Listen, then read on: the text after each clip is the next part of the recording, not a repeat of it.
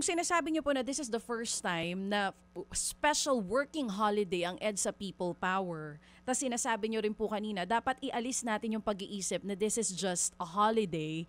Yung pagdedeklara, dineklara pa rin naman siyang holiday. Yun nga lang po, ito ay working holiday. Hindi siya sinama sa listahan ng non-working holidays. May mga ilang tao na nagsasabi na medyo may halong politikal yung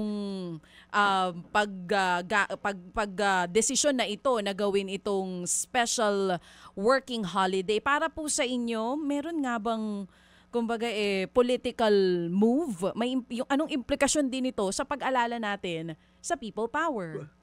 Well, to use parang ka kumuha ng bato tapos pinalo mo sa ulo mo, sarili mong ulo. No? I mean, the Marcoses are back in power, no?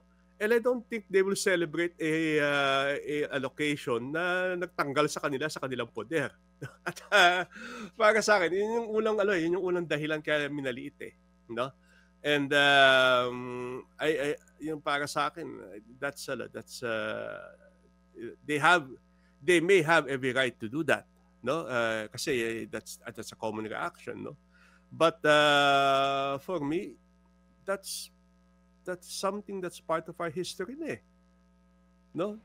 And whoever's the leader of the country should recognize yung kahalagahan nito sa ating kasaysayan, no? I mean, dumaan tayo sa revolusyon ng colonization, tapos mga Amerikano, but we still commemorate yung ano nila.